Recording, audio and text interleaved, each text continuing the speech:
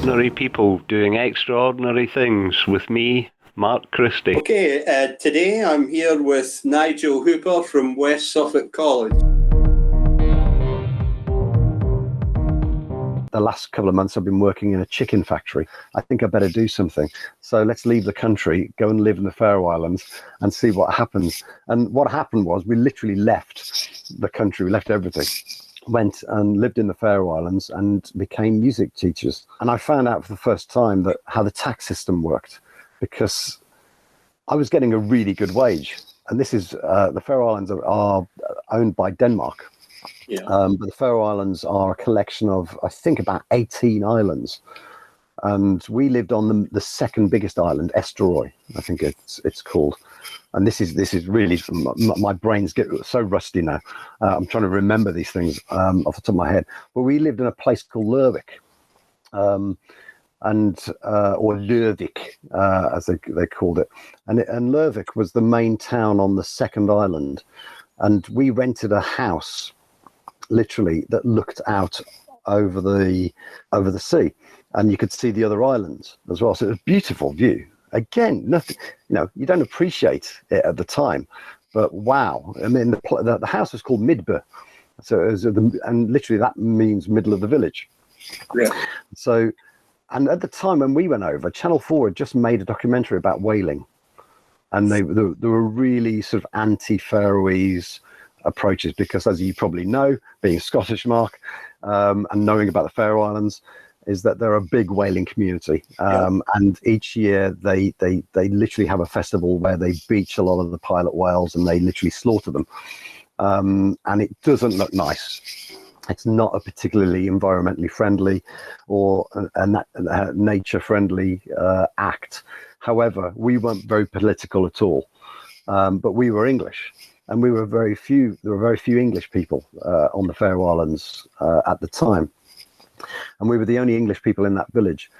And when we first moved there, I remember they used to bring sheep up the stairs, because in the Faroe Islands, and this is probably similar to all Scandinavian countries and Danish countries, is that you lived in the top floor, and the basement was where your heating was. Yeah. There was a basement flat, and that's where the landlord used to keep some of his stuff.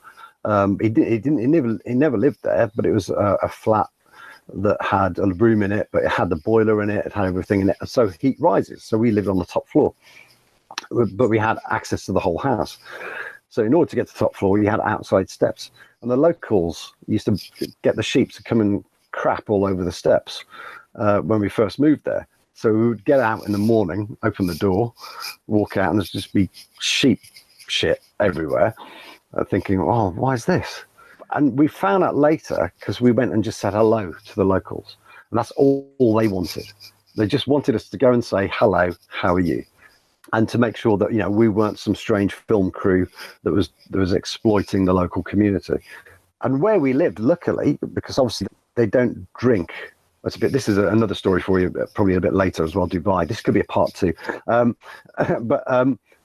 They don't drink alcohol, or I should say, they don't have bars on the Faroe Islands. Alcohol is sort of illegal. What they do have, though, is brewery that produces Faroese beer.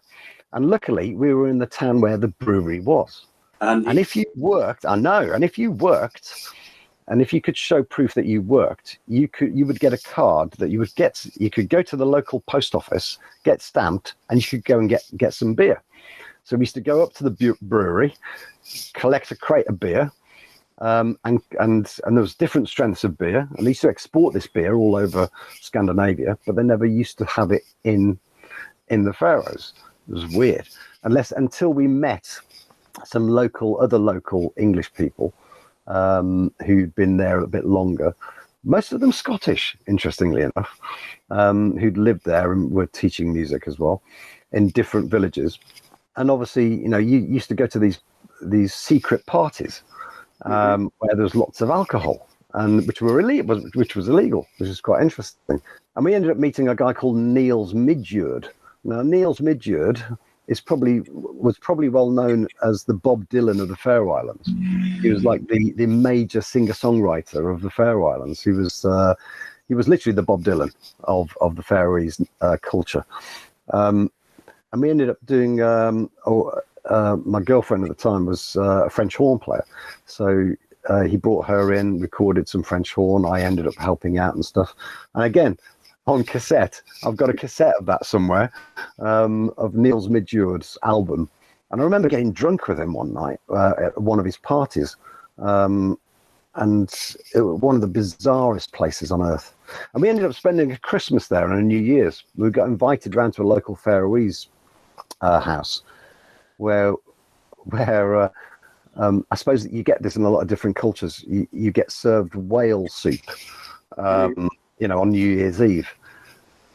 Not the nicest smelling of things, and seriously put you off the whole idea of wanting to get involved in that culture. But you go through the processes, and again, it was a great experience because we met lots of different people, interesting people.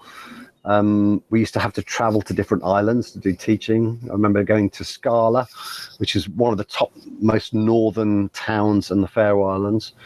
I remember being in the middle of hurricanes, and seeing cars being rolled down the streets, looking from the house going, uh-oh, is this safe?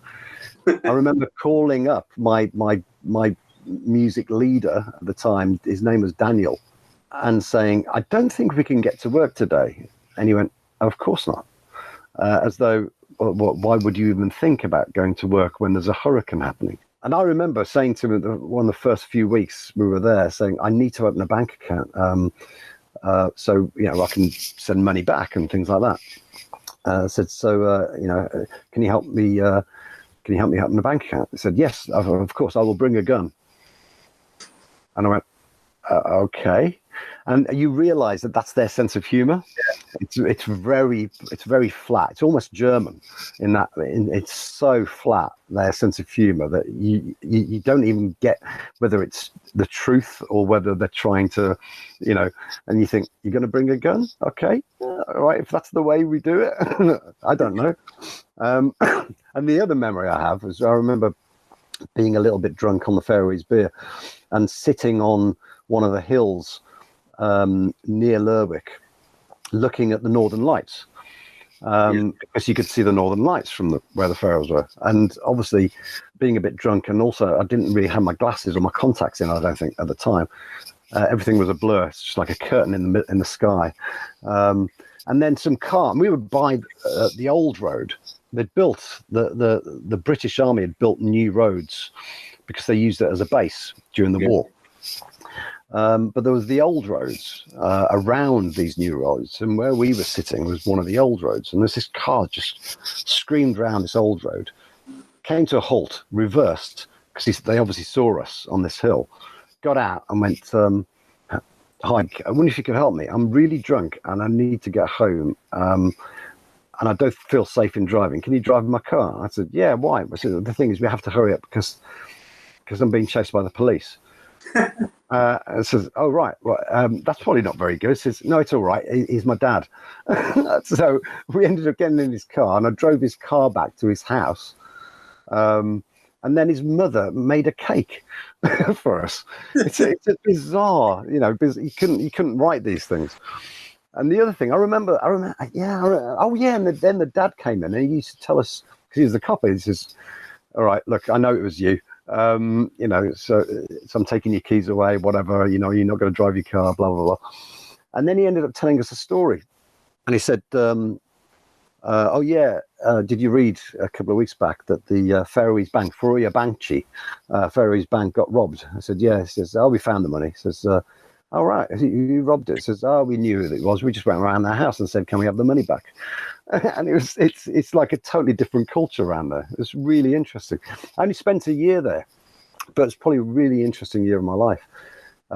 We could have stayed on, because if I look back, the hours that we were teaching, we weren't even teaching. We was private tuition, so it was one-to-ones, and it was mostly kids, young kids up to sort of teenagers. And we never started work till 1 o'clock in the afternoon, and we finished like 7 at night. And we were on a pretty good wage, annual wage, but they tax you 50% over in the Faroes. I think it's the Danish thing. Yeah. But most of that money, I think if I hadn't had that job, I wouldn't have come back to England without any debt. I literally sent all of my money back to pay off all of my debt in that 1 year. So I came back to England, and I got a job in London working for a magazine, because obviously we needed to sort of get a job somewhere. We needed to come back and have some form of financial sort of stability going on. And I ended up working in High Holborn, smack in the centre of London, on this magazine, which is a computer magazine, working in their sort of advertising area. And I ended up selling advertising space as well. And I was on sort of part basic wage and part commission. And I got to a point, I think I was there for a couple of years, and I got to a point where, and this was the boom of the 80s, no, boom of the 90s, sorry. 90s, yeah. So and we ended up living in West Kensington, in a flat in West Kensington. I was earning, on some accounts, I was earning like 800 quid a week,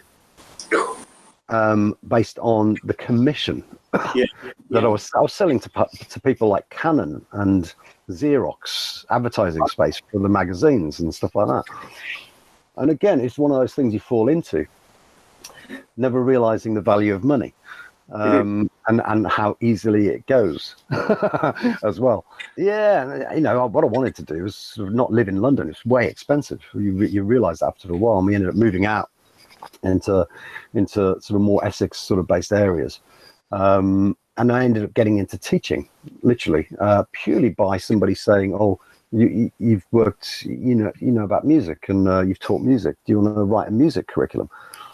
I met somebody, I can't remember where I met them now, but I met them almost like in a bar. It was something to do with that magazine I was on. And they said, "Well, I work for this college." It was actually at South Thames College in Wandsworth. And we want to develop a music program. There's this thing called BTEC that they've developed this new idea. Wondered if you'd help write it. So I ended up getting involved with the writing the very first popular music curriculum, and delivering it at South Thames College in Wandsworth. And that was 93, 94, something like that, I think it was. So literally between Bournemouth, the Faroes, working in London, and then teaching was like a 4-year period. So that went so quickly, but it was almost like connections. It's making connections, getting in the right place. And then from that, I ended up sort of working in various things, in music and developing curriculums around the country, developing Havering College's music curriculum, developing their studios, developing what they had, going around to other colleges as a consultant and helping them sort of develop various bits and pieces. I worked for BTEC as an examiner for 10 years following that. Worked on loads of musicals. We did War of the Worlds, we did Hair. In fact, I got involved with people where we ended up playing the Theatre Royal Drury Lane. We did Godspell there, and we did Hair, the musical there. And then I played the Palladium, the London Palladium, and we did a Beatles musical at the London Palladium. So I've stood on the same stage where Tommy Cooper died, in the same spot. I remember that. Yeah, I remember watching it as a kid. Yeah, me too. And what was bizarre is doing these West End stages and not realizing how lucky I was in many ways, because I was the musical director for these performances, and it was a hybrid of college student activities and sort of industry. And we managed, God knows how we did it. We managed to get some money where we hired Theatre Royal 1 year, London Palladium another year, so we could put on these performances. And I got the chance to literally play on the same stage as the Beatles played, and play on the same stage as loads of famous people. And again, great experiences. And from that, we took things abroad. So we actually took a show. We took Hair abroad to Nelsonville in Ohio, because we connected with a college in Ohio. We had a sister college. We used American actors there, and we took the show, the Beatles show, over there as well.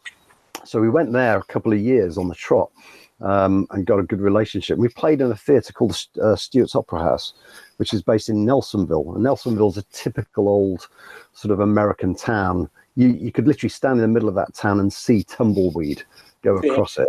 And that was my first entry really into what real America was like. Because I never, you see these things in films, you see tumbleweed going off and things like that. And then you're standing there and you actually see it happen in front of you. And you go into the local American bars and see what it's really like. And so it's just really fascinating. And to get those opportunities where you're playing and you're putting on shows that not only in the West End, but also in a place called Stewart's Opera House, where Al Jolson did his Mammy for the last time, and Houdini did his sort of magic shows. And you think the history that is involved in these places, and how lucky I am to be here and to be able to do this stuff, was fascinating. So I've had a bit of an eclectic career. And even from that, I've had bits where I've worked outside of education. I've been a musician, sort of touring with various people and playing with various people.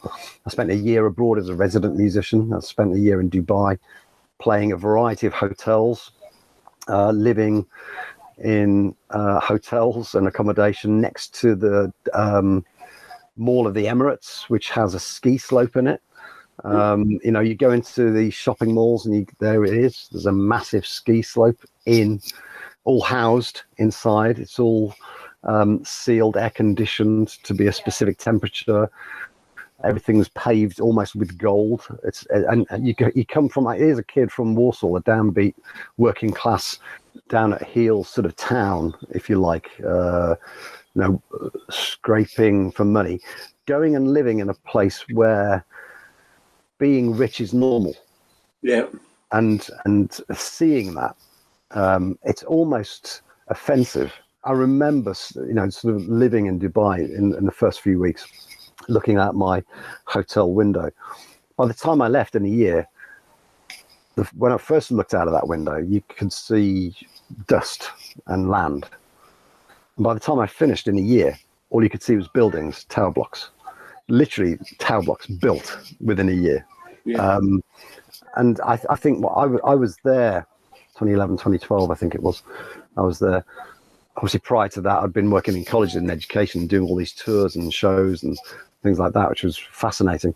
But I decided to get out of education for a while and just work. And I got offered an opportunity. And I thought, well, I could possibly make some money in Dubai. Well, I'll try that. I've never done it. I'll give it a go. Tax-free. You don't realize that actually you spend as much as you earn while you're there. And especially if you're a musician and you're working at night, you tend to be a night owl. And the bars are quite expensive. So I didn't really come back with very much money. I think most of it I spent. But again, it was all about contacts and meeting people and having different opportunities. And one of the things I remember while I was over there, we played. We were a good band, actually. We did a variety of, we got hired for a variety of private events, playing for very rich people in their gardens, literally. And their gardens, these are people who you turn up and you think, oh, it's just going to be a little band setup. They had a laser screen already put up for us, and they had a specific area where they set up a professional sound system, and they had engineers come in and set up your drum kits and all the PAs and everything, and they had flashing lights. And you're thinking, this is just a private gig for somebody. Yeah. You got paid for it. You got free food, for as much beer as you could drink. And this is on somebody's land, somebody's house. Yeah, too much money. It's very offensive in retrospect. And the other memory I've got of that is sitting on a guy's boat in the middle and looking, because we met an events manager who took us out on his boat. So I had a barbecue on a boat, and I was sitting on the boat, sunbathing, looking at Dubai from the ocean, thinking, this is the life. Mm. This is interesting. Now, beer in hand, sitting on a boat, having a barbecue, and there in front of me is Dubai with all its interesting towers and interesting islands, and in 40 degrees of heat. So it was a really interesting year. I think we were the year where or I arrived the year that Tom Cruise had just finished his Mission Impossible film, Right. Ghost Protocol, which he filmed in the Burj Khalifa, which is the tallest building on Earth. Yep. And we went up there. We went up to the Burj Khalifa as well, just to experience it, and went on to the various little islands they built as well. You know, the little islands, the Palm. And what's interesting, we also went out into the proper Dubai, so where the proper natives, cultural natives lived, and you could see the difference between where the actual real people lived and where the money was. And wow, what a cultural experience. And I think what I've experienced over my life has been opportunities more than anything. I've been lucky. I always think that. I think I've been really lucky in the opportunities that I've been given, and I've always said yes to them. And this, Mark, has been, as you probably know, when we talk about our lives, you tend to abridge things, and there's lots of other things that have gone on, and you don't realise it. And what we've done is sort of highlight some of the things that have immediately come to my mind to say, well, these are the experiences that I've had, and some of those opportunities. I think all I did was say yes. I never turned anything down. I never said, no, I can't do that. There's a lesson to be learned there, I think. Yeah, well, the thing is, I remember saying yes to playing a trumpet part for a musical called "Oh, What a Lovely War." Oh, what a lovely war, which was, I can't remember, we did that somewhere in Essex. And I'm not a natural piano player or at all a trumpet player. And they needed somebody to play a few piano pieces and a trumpet line. And they said, can you do it? And I went, yeah, right. And not realizing I have to learn these things. But I learned them for the show. I managed just to get away with it, I think. But in a professional capacity, I probably wouldn't be hired again. No. I think you learn your limitations. And I think I know my limitations now. I'm getting older. But I think as you sort of go through life, it's having those opportunities given to you, and deciding, I think, is the difference. Deciding whether you want to take it or not. And I think I just wanted to try things out. I wanted to try things out partly because what else was there? Normality. Yeah. And I'm lucky. I came back from Dubai. Basically sort of almost similar to where I was prior to where I was with the Faroe Islands, with nothing, with very little, and got back into teaching. And I ended up at a college down in South Essex College, and I ended up running their access provision for 9 months, but got to know some really interesting people there. And from that, I got connected with the University of the Arts. Now, the University of the Arts is the awarding body that is the awarding body for the creative arts subjects. And I was there right at the beginning. I worked alongside the chief examiners for music and for performing arts, because we all basically, it's almost like a secret handshake Mason club down from this place. It's all who you meet, and you're in the right place at the right time. And so I got offered a senior moderator post for the awarding body 7 years ago. And it was the same time I came to West Suffolk College, because I got offered another opportunity at West Suffolk to sort of develop their curriculum. And it sort of worked hand in hand, because the year I came to West Suffolk, I changed the awarding body. So they were doing BTEC provision, and I changed them all over to UAL. So now at West Suffolk College, that's my dog, by the way.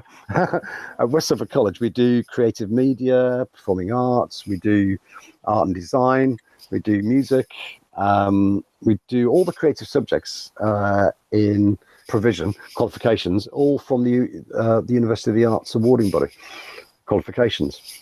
And that's down to me coming over. And that's because I met people at South Essex College who basically had a connection and started to build this qualification. So it's amazing how, your life, as you have found, I'm sure, Mark, it's the places you go, the people you meet, suddenly their opportunities come about, and you either risk things and take things, and try things out. And if you're not good at it, well, you're not good at it, but at least you've tried it. That's right. Yeah, and if you are good at it, something else comes from it. And again, from this whole UAL thing, I literally have met so many people, and I've had so many more opportunities. So I've got to a point where I'm not performing as much as I would like to, or I have done in the past. In fact, that's almost taken a bit of a rest. But I've spent the last sort of few years sort of connecting more with people, developing ideas, developing shows. We're one of the pilot colleges and one of the beacon colleges for the awarding body, because we're always trying new things out. And this week alone, I'm having to do an event that's showcasing a lot of student work for level 4s. And I'm actually doing that on Thursday this week to other colleges. Yeah. And they keep asking for me in particular to showcase the work from the college, because we are a really good college. I think that comes from the sort of mentality of taking on board the sort of ethos of creative programs, and not having a very formulaic, very stoic, disciplined approaches. This is how you have to be creative. I think it's more open to trying to invite enthusiasm from people. If you are creative and you want to get involved, then you will do this, and you will develop ideas, and you can develop sort of platforms for creativity. And I think that's what's quite good about this awarding body. It also brings me totally back to the philosophy of Bretton Hall. Mm-hmm. What I find really interesting is that when I was at Bretton Hall for those 3 years of my life doing my degree, I always thought that this is the way that unis were, or colleges were. And they're very creative, very open. I had so many opportunities there. I got involved with sculpture competitions, exhibitions. I got involved with drama pieces. I got involved with music pieces. I did recordings. And I thought, well, this creative thing that I've been doing for 3 years, this is normal, isn't it? And you only realize afterwards when you come out, oh, that's not what other people have experienced. In fact, they closed Bretton Hall in the early 2000s because they couldn't fund it anymore. And they took all those creative arts subjects back over to the main Leeds campus. So Yeah. they basically built another building at Leeds University and put the Bretton Hall subjects in there. And so the mansion has been derelict, literally, for years now. The Yorkshire Sculpture Park surrounds it still, and that's going big and big and big. And all the sort of various little buildings that were part of the college and the uni are either the Tourist Information Centre for the Yorkshire Sculpture Park, or which we used to be a bar, by the way. It used to be the student bar, and I remember playing in there and seeing various films in that bar upstairs, and seeing various comedy performances. And I think I remember seeing the League of Gentlemen there before they went off to Edinburgh and became well known. Right. And that ethos of Bretton Hall, the whole philosophy of creative arts discipline and the way that they approach it, what I find really interesting for me is I'm still involved in it, because UAL's philosophy is exactly what that philosophy was. Yeah. And, that between the period of leaving Bretton Hall and joining with UAL, that philosophy wasn't there in education. It was certain awarding bodies trying to deliver a process of being creative and a process of how creative education should be. And I've been really fortunate, because I've almost joined jigsaw pieces from my past with Bretton Hall to my sort of future with the awarding body, and the philosophy of how arts education should be promoted, how it should be delivered, how it should be open for interpretation. And the other thing as well is that a colleague of mine at the University of the Arts is Brian, who also went to Bretton Hall a few years before me. I think he was in the same sort of year group as John Godber, the playwright, and people like that. And Michael Rappaport was there, who's a well-known small person who used to do lots of, I think he was involved in Terry Gilliam films and Yeah, he was. Did some sci-fi stuff, I remember. Yeah, he was a Bretton Hall alumni. And what they're doing with that building now is they're making it into a hotel. Yeah. Here's a grade 2 listed old mansion where there's such history, you know. I think local hotel for local people. Yeah, literally, and it used to be. I think I remember reading once. It used to be Henry VIII's one of Henry VIII's holiday homes. Wow. You know what they're doing. It's been derelict for so long. I think it was a police academy for a short period of time, and I think now they've demolished all of the student accommodation, the buildings on site, because they were sort of prefabs. Buildings that didn't go with the architecture of the original 18th century mansion or whatever it was. Might be older than that. So now they've demolished all those things and they're making it, and they've got plans to make it into a hotel spa in the middle of the Yorkshire Sculpture Park. So at least they're not demolishing it. Yeah. Because it is a beautiful, if you ever get a chance, it's in West Breton, which is close to in between Barnsley and Wakefield in West Yorkshire. West Yorkshire. And it's a beautiful area.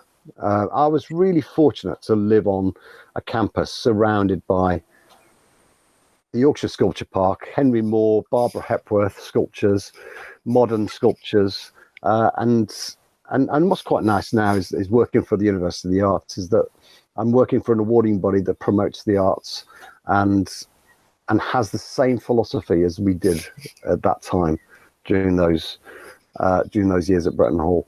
And the Bretton Hall alumni page, which I'm part of as well, I joined it a fair few years ago now, is always really interesting because there's an alumni of Bretton Hall students, and obviously there's a finite amount of us, because obviously it closed in mid 2000s. I can't remember the exact date, where they're all sort of promoting how that creative education philosophy, they've never come across that before.